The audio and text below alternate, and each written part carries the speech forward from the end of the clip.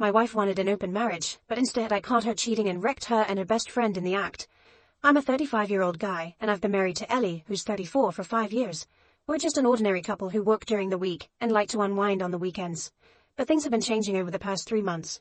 One Sunday, while we were relaxing together, Ellie surprised me by showing me pictures of her friends and asking me to rate them. I was a bit shocked at first, but she said it was all in good fun, so I went along with it.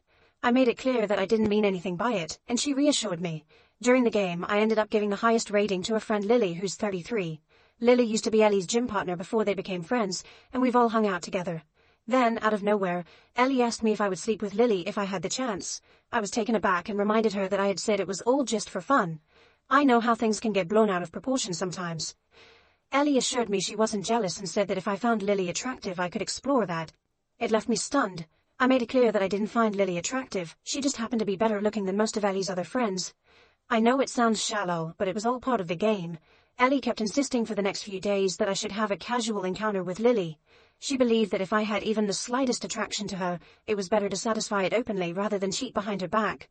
I told her I had no intention of sleeping with Lily and that I had never seen her that way, but she didn't seem to believe me. A few days later we were at a house party at Lily and Joshua's place, with just the 4 of us, my wife, Joshua, Lily and I. We got a bit bored with the games, so we decided to watch a movie. I don't know whose idea it was to watch 2+2, but that's what we ended up watching. For those who haven't seen it, it's about couples swapping partners to add excitement to their relationships. After the movie and a bit of alcohol, we all looked at each other, wondering if we should do something similar. Thankfully nothing happened, and we all burst into laughter. I almost forgot about that incident once Monday came around, but my wife didn't feel the same way. A few days into the week, while we were having a casual dinner table conversation, she brought up our experience from that night. She hinted that trying couple swapping might be exciting. I chuckled, thinking she was joking. My laughter turned to shock when she said she was serious. I asked if she had someone specific in mind for the couple swap, and she mentioned Joshua and Lily. I looked at her in disbelief and told her she couldn't be serious about this. I declined the idea, explaining that it would harm both our families. She nodded, and admitted she wasn't that serious either, but the movie had sparked the idea, and she thought it would pass.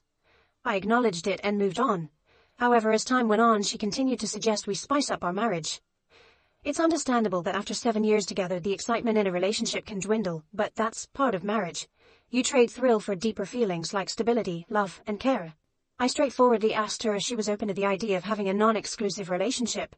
She flatly declined, stating that she suggested it only to strengthen our connection and nothing more. I reassured her of my love and my desire to be only with her. Time passed, but Ellie remained firm in her stance. She constantly dropped subtle hints that I should have closeness with Lily. One evening Ellie returned from the gym with excitement.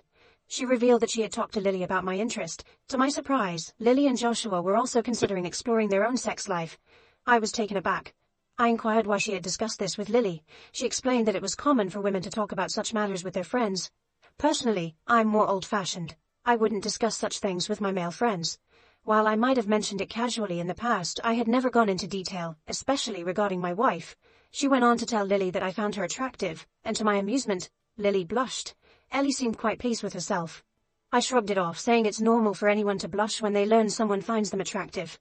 But Ellie suggested that perhaps Lily was also interested in being close with me. To be honest, given how persistent she was, I had a feeling that something was up, so I decided to investigate her phone. I checked her messages and social media accounts, but everything looked clean except for some spam messages from an unknown person. I couldn't help but feel guilty for doubting her. Ellie is known for her cheerful and candid personality. She never holds back, and that's one of the things I love about her. I had been treating her poorly ever since she started pushing me to have closeness with Lily. After confirming that her phone was clean, I couldn't help but despise myself for being unkind to her. I thought she loved me so much that she was willing to let me be with someone else. I felt truly fortunate. Over the following month we regularly hung out with Joshua and Lily, whether for drinks, dinner or gatherings at our homes and elsewhere, where it was all pretty standard. However, something unusual was happening. I found myself developing a strong attraction to Lily, and there were several reasons for that. Whenever we were together, Ellie would playfully tease me, and sometimes Joshua joined in on the teasing, while Lily blushed and maintained intense eye contact. Honestly, who wouldn't feel a bit fluttery in such a situation? But every time this topic came up I made it crystal clear that I had no intention of getting involved with Lily. Literally, I'm writing this because I find myself in a challenging situation. We have a long weekend coming up next week due to a Friday bank holiday. My wife and Lily had already made plans for all of us to have a short getaway at a beach resort. We've taken similar trips with Joshua and Lily before, but this time feels different. My wife Ellie is insisting that I have sex with Lily during this vacation. I firmly declined, but she argues that we can always back off if things become uncomfortable. I asked Ellie what would happen if she feels hurt or possessive about it, and she responded that we won't truly understand ourselves until we give it a try. I'm feeling conflicted. I'd be dishonest if I said I wasn't intrigued, but I'm equally anxious. I'm worried that this could harm our marriage, but my wife believes it will strengthen our bond. She claims it's more common than I realize, even though people rarely discuss it openly. I'm unsure about how this whole thing works, so I'm seeking advice from individuals who have ventured into this territory and their experiences. Is it truly a good idea to involve a third person to spice up our relationship? Update: Hey folks, guess what? You were absolutely right. She was indeed cheating on me. After receiving some solid advice from a few of you, I made a decision to go along with it and see where it would lead.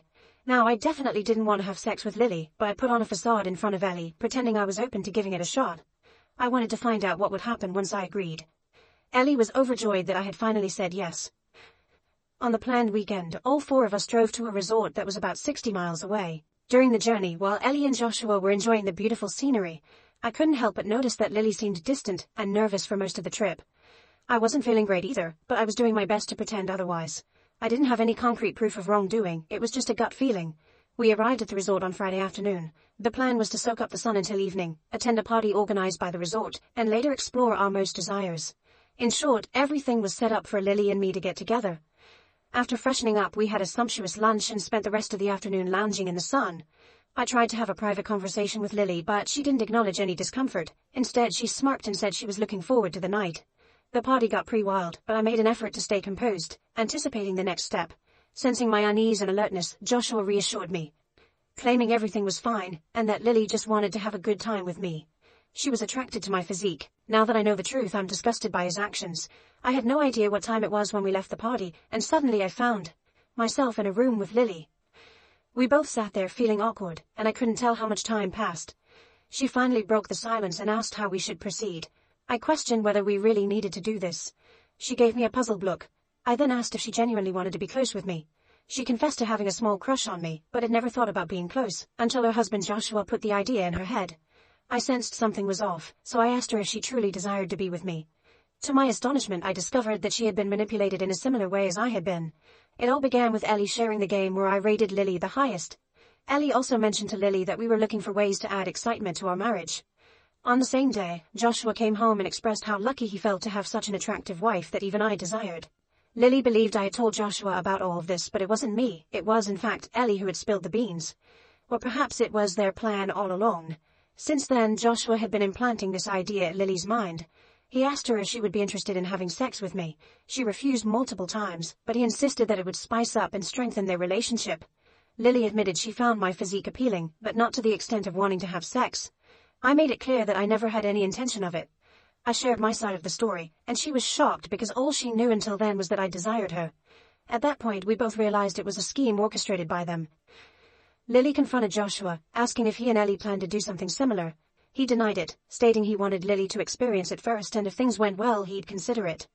I distinctly remember not talking to Ellie because I had no desire to be part of this game. I told her I suspected Ellie of cheating when she pushed for the hookup and checked her phone, but it was clean. We decided it was time to find out the truth. I wanted to confront them right away, but Lily insisted on catching them in the act to expose them. So, on the night of our supposed hookup, we planned to catch Ellie and Joshua outside. We knew they wouldn't risk anything at that point because we could back out and leave. When we went outside, we found them watching something on an iPad. They were sitting close. We told them we changed our minds and didn't want to go through with it. They looked disappointed and asked why. I explained it didn't feel right, and they couldn't come up with much to say. I also said I had a sudden client meeting the next day, so we had to leave early. I suggested Ellie continue the vacation with Lily and Joshua, but none of them wanted to stay longer. We drove home the next morning. The four of us remained mostly silent on the way back home. Once we arrived, I changed and then left the house.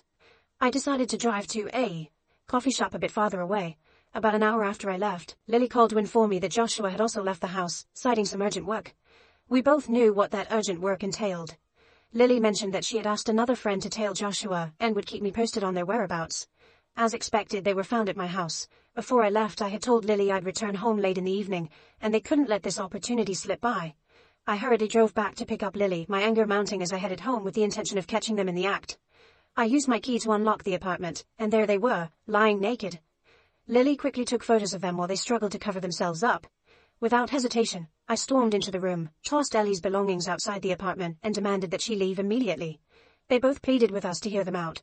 Joshua kept insisting that they were merely experimenting, similar to what we had done the previous night. I grabbed Joshua by the collar and confronted him, demanding to know when he started sleeping with my wife. Ellie tried to intervene, but I pushed her away. He claimed it was their first time exploring this sort of relationship. My anger intensified, and I tightened my grip on him, grinding my teeth as I pressed for a confession. I fixed Ellie with a furious gaze and told her I didn't mind going to jail for dealing with this parasite. I made it clear that either one of them confessed the truth, or I would deal with Joshua myself. Ellie, sobbing, eventually agreed and pleaded with me to stop. They finally confessed that they had been having an affair for over a year, although they had been spotted together by a couple of my friends and one of Lily's. Luckily for them, none had informed us. However, Joshua and Ellie lived in fear of being exposed eventually, so they devised a plan to involve us in a couple's swap and legitimize their cheating. I asked her how come her phone was clean when I checked it. She sobbed and admitted that they used to communicate only through emails, which she used to sign in, only when required. They didn't chat often, and used that email to communicate regarding the time and location of their meetups. It was just a cold physical relationship between Ellie and Joshua. Lily left the house after hearing everything. Joshua followed her. I asked Ellie to leave the house immediately. She tried to hug me, sobbing and pleading with me. I made it clear that reconciliation is not on the table. She tried to fool me. I couldn't let her run over me. She only left our house when I threatened to involve her parents. I messaged Lily, asking her to send me the pictures she had taken of Ellie and Joshua. I forwarded those photos to Ellie's sister and explained everything to her. Ellie's sister confirmed that Ellie hadn't gone to her parents' house. After about a week I emailed Ellie the divorce papers. Since I didn't know her current location, I had the lawyer send the physical copy to her parents' house. They called me in a state of panic. I included Ellie's sister on the call and asked her to share all the details. Following the email with the divorce papers, Ellie began sending me pleas. She had previously sent messages seeking reconciliation, but the frequency of her messages increased after receiving the email. Meanwhile, Lily decided to involve her parents in the situation. Lily's father was a businessman, and Joshua managed one of his business units. So when the truth came out, Joshua lost his job, and Lily's father used his connections to hinder Joshua's prospects in his field. It's been a month since the day everything came to light. My divorce proceedings are ongoing, with Ellie contesting it and demanding a share of my house. I'm deeply hurt by the betrayal and the way they attempted to drag us into their deceitful game. I'll provide updates if there are any further developments, but if not, consider this the final update. I know some of you might have expected Lily and me to get together, but that didn't happen. As I mentioned earlier, neither Lily nor I wanted that hookup. We were both manipulated into it, but thankfully we managed to escape at the last moment. My divorce has been settled, and Ellie didn't get a dime. My lawyer argued that if she claimed a share of the property, we would also revisit the divorce terms and ask for alimony due to the emotional distress. Let me tell you, if you pay your lawyers well, they can negotiate for some pretty favorable outcomes. She eventually gave up and signed papers. I can't recall if I mentioned this before, but Joshua was working at his father-in-law's company, and with these revelations he was shown the door. He struggled to find a decent-paying job in his field. After leaving my house, Ellie rented a rather shabby apartment and offered Joshua to stay with her, but he declined, fearing further repercussions from his father-in-law and admitting he never loved her. Ellie had been living under the illusion that Joshua loved her, but that wasn't the case. Joshua made it clear that it was all for fun with no emotional attachment, just as they had initially agreed. These revelations came to light during Lily's divorce proceedings, where Joshua confessed that he had been manipulated by Ellie and his true affections lay with Lily. He pleaded with Lily and her father for another chance, but they rebuffed him and insisted on the divorce. I must admit, seeing my ex-wife exposed and humiliated in court didn't hurt one bit. It felt like justice served hot, just as she deserved. She was abandoned by everyone she knew, her husband, her lover, her friend, and her family. Her parents and siblings turned their backs on her. I'm not sure about her current job status, but news like this tends to spread like wildfire. I briefly considered sharing those incriminating photos with some of her colleagues, but I decided against it. As for her current situation, I can't say for sure, but I doubt she can maintain her previous lifestyle on her current income. She risked our stable relationship for a fleeting thrill and ended up getting what she deserved. I've started counseling to help me cope. I was grappling with disturbing thoughts about the night Ellie had planned for my hookup. Therapy is slowly helping me move forward, but I think it will take some more time to completely rid myself of her memory. My friends suggest I should start meeting other women, but I don't think I'm quite ready to dive into the dating scene just yet. Alright, that was a fun story. Now let's move on to another exciting one. Stay tuned, and let's dive in. Story 2. I'm not proud of my actions, and I do believe that karma will catch up with me someday. I'm ready to face the consequences. It's embarrassing for someone like me, who's somewhat successful, to admit to such petty behavior. I'm 26 years old. I had an amazing friend of 2 years who eventually asked me out, and we started dating. Let's call him Jaden. We connected on a deep emotional level, and there was something about him that made me fall in love. We maintained a long-distance relationship for a year, and it felt incredibly serious to me. Jaden is the type of guy who just goes with the flow of life. Some might call it laid back. It became routine for me to assist him financially, and I did it willingly. I covered his mechanic bills once and bought groceries for his family several times because they were going through a tough time. He always appeared to live without a care in the world. I playfully asked him once, "What would you do if I didn't pay for your food?" He'd respond, "Eat less or maybe nothing at all," while shrugging. Despite living 3 hours apart, everything seemed fine and we visited each other frequently. But then things took a turn. I learned from his sister that he had been communicating with other women while we were in a relationship. I confronted him, but Jaden denied it and refused to take responsibility. He claimed that I was the only one on his mind and that his sister didn't know what she was talking about. I believed him because of my love for him. However, 3 weeks ago, a mutual friend revealed that he had been seeing another woman in his town and having sex with her. When I confronted him about this, he shifted the blame to me, saying, "You know, it's hard for me to control myself and you've been neglecting me. You should understand that the distance is tough on me." This wasn't accurate. During our time apart, I visited him every other weekend when I could afford it, and we communicated daily. He also accused me of not wanting him to live with me, which was true, to be honest, but my reason was that I didn't want to support a grown man and pay his bills. I felt devastated, especially when Jaden, my partner, told me he loved me and was willing to do anything to make our relationship work, only to completely cut off contact the very next day. I confided in my friends, and they informed me that the girl he had gotten involved with was just an easygoing woman who had been around town for a while. To be honest, this hurt me even more. Let's call her Destiny, it seems quite fitting. They also revealed that he had started seeing her the day after our conversation, maybe even before. I stood by Jaden during his toughest moments, the lowest point in his life, only for him to cheat on me with the least reputable woman in town, repeatedly lie about it, and give me false hope like I'm a gullible fool. Then he vanished without explanation after seeking cheap thrills. During that time, I had to go through the humiliation of scheduling a gynecologist appointment for an STD check.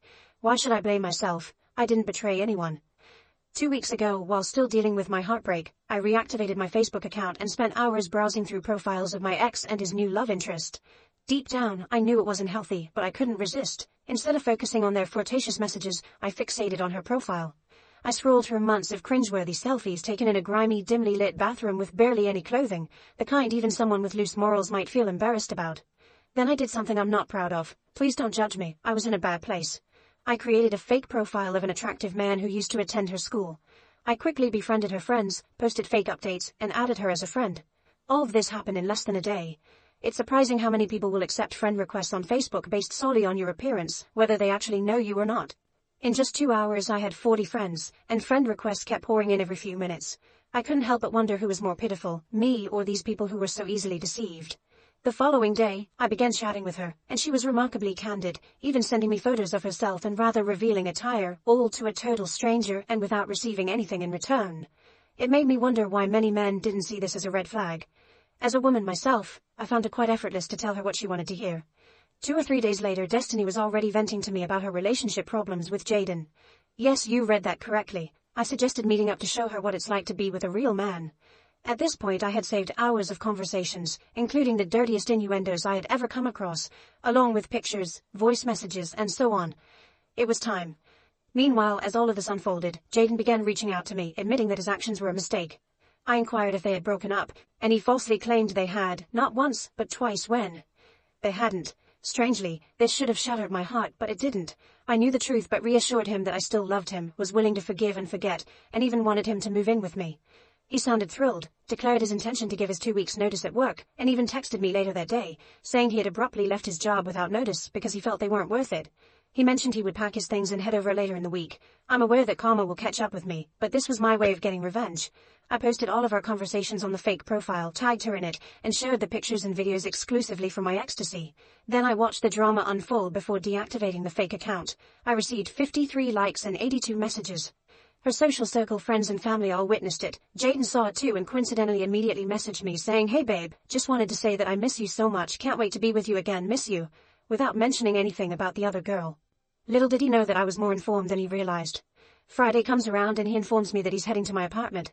It's worth mentioning that I recently moved, so when Jaden was en route, he didn't know my new address. So I suggest we meet at a nearby CVS where I can guide him to my place. Classic Jaden, he responds with, "Sure, but I'm running low on gas, can you fill up my tank? Don't forget your credit card." I and my forgiving nature agree, and tell him I'll do it once he arrives. Soon I receive a text saying he's at the CVS and asks for my whereabouts. I deliberately ignore it. 30 minutes later he starts blowing up my phone like an aggressive telemarketer from an overseas call center. I ignore his calls. I admit I was a bit petty, letting it ring once so he knows I'm sending it to voicemail. An hour passes and he calls, leaving a voicemail expressing concern. "Hey babe, I'm worried about you, are you okay?" I was more than fine. 2 hours later he informs me that he's stranded. He drove to another CVS thinking I was there, ran out of gas, and is now stuck at a gas station with all his stuff in the car. I still ignore his calls. I think it's the perfect time to get some sleep, but my excitement keeps me awake, so I take an Ambien and hit the hay.